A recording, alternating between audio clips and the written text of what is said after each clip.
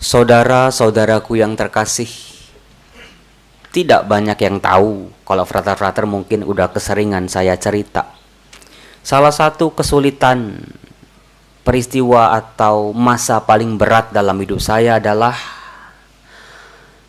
salah satunya ketika belajar bahasa Ibrani dalam bahasa Itali. Di waktu yang bersamaan harus belajar bahasa Yunani dalam bahasa Inggris. Jadi bisa dibayangkan betapa pusingnya, betapa jelimetnya, betapa tektokannya menjadi tidak mudah di kepala saya yang kecil ini. Karena apa? Jujur, kalau belajar bahasa Ibrani itu susahnya minta ampun. Bukan cuma sekedar susah, tapi sampai terampun-ampun. Demikian juga dengan bahasa Yunani.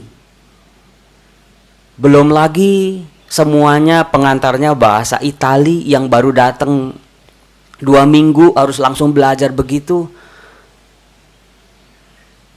Seringkali ketika belajar, terus setiap hari kita di drill Yunani Ibrani, Yunani Ibrani, Yunani Ibrani. Tiap hari kosakata baru harus dihafal. Kemudian juga tensis. Kan kalau bahasa Inggris tensisnya 12 ya.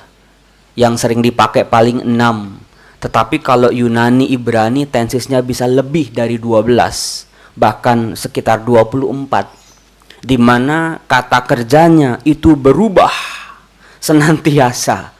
Maka satu kata itu harus dihafal berserta perubahan-perubahannya. Semua harus dihafal. Maka nggak heran ketika belajar, saya di kamar itu ya teriak, marah, merasa gregetan. Dan juga lama-lama saya jadi nggak suka sama dosennya. Dosennya udah killer, udah galak, udah gampang menghukum, gampang mempermalukan di depan umum. Pokoknya kalau lihat dosen itu udah sebel aja lihat mukanya. Ini dia nih yang nambah-nambahin beban hidup saya. Hidup udah berat ditambahin beban yang kayak begini lagi. Dan yang paling parahnya buat dosen itu kayaknya semuanya gampang. Semuanya dia anggap mahasiswanya itu bisa. Maka tuntutannya luar biasa. Pada waktu itu saya menyadari teriak-teriak, mengeluh itu bukan jawaban akhir. Itu bukan solusi yang tepat. Apalagi menyerah. Jauh-jauh pikiran itu dari saya. Meskipun rasanya kalau ada kesempatan buat menyerah, lebih baik menyerah. Tetapi ada satu kekuatan yang saya pegang dari awal sampai akhir. Yaitu saya udah jauh-jauh ke Roma, udah masuk ke kampus seperti ini, di mana sedikit orang bisa masuk ke situ, sedikit orang punya kesempatan untuk itu. Saya yakin Tuhan pasti punya rencana. Bukan rencana yang buruk, bukan rencana yang akan membuat saya menderita, tapi sebuah rencana yang baik untuk hidup saya. Maka pedoman saya adalah never give up. Jangan pernah berpikir untuk menyerah. Ya akhirnya puji Tuhan, dalam sebuah pergulatan lulus juga dengan baik. Saudara-saudaraku yang terkasih, di masa-masa seperti ini, semua dari kita tanpa kecuali, kita itu sedang dihadapkan pada 2 pilihan besar. Mau menyerah atau mau berjuang terus. Mungkin kita seringkali teriak-teriak, kita marah-marah di media sosial, kita marah-marah sama komunitas kita marah-marah mengeluh sama keluarga kita.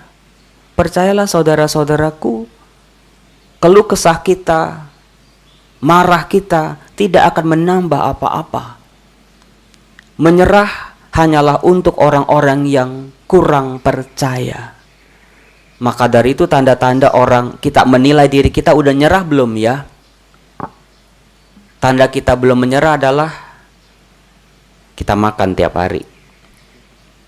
Kalau kita masih makan tiap hari, itu sebuah tanda, sebuah gejala atau petunjuk dari tubuh kita, kita belum menyerah. Atau kita belum berhenti nafas. Mungkin kalau Anda sudah menyerah, Anda tutup hidung sampai ngap-ngap. Tapi pasti buka lagi karena nggak enak. Itu sebuah tanda kita belum menyerah. Dan juga yang paling akhir adalah kita masih berdoa. Kalau udah malas berdoa, udah nggak percaya sama kata doa, itu sebuah petunjuk kita sudah hampir menyerah. Kalau tanda-tanda itu sudah ada, ingatlah, never give up. Menyerah hanya untuk orang yang kalah. Mengapa saya ceritakan seperti itu, saudara-saudaraku yang terkasih? Dalam bacaan-bacaan hari ini, cakep luar biasa. Apalagi kalau dilihat secara konteks sepanjang minggu ini. Meskipun cuma ada 2 bacaan, tapi kalau kita perhatikan lebih dalam lagi, sebetulnya berbicara tentang 3 peristiwa penting dalam hidup orang beriman. Bacaan pertama berkisah tentang kisah keluarnya orang Israel dari Mesir. 340 tahun. Bukan waktu yang singkat, bukan waktu yang pendek, dan juga bukan waktu yang bisa dinikmati, waktu yang enak, yang membahagiakan, tetapi dalam perbudakan di negeri orang. Tidak ditunjukkan di situ apakah itu kesalahan orang Israel bisa jadi budak di Mesir.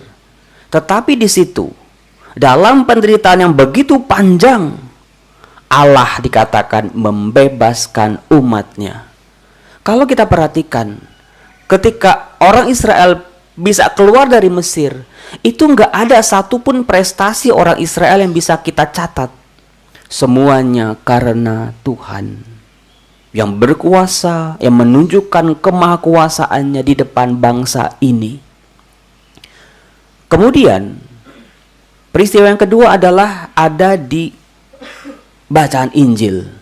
Di situ ada kutipan Nabi Yesaya yang sangat bagus, yang menurut saya silahkan kita ingat-ingat bagaimana dikatakan tadi, buluh yang patah terkulai tidak akan diputuskannya, sumbu yang pudar nyalanya tidak akan dipadamkannya. Kata-kata itu diucapkan oleh Nabi Yesaya dalam konteks pembuangan di Babel selama 70 tahun. Lagi-lagi bukan waktu yang singkat, bukan peristiwa saat-saat yang mudah untuk dijalani. Pembuangan di negeri orang.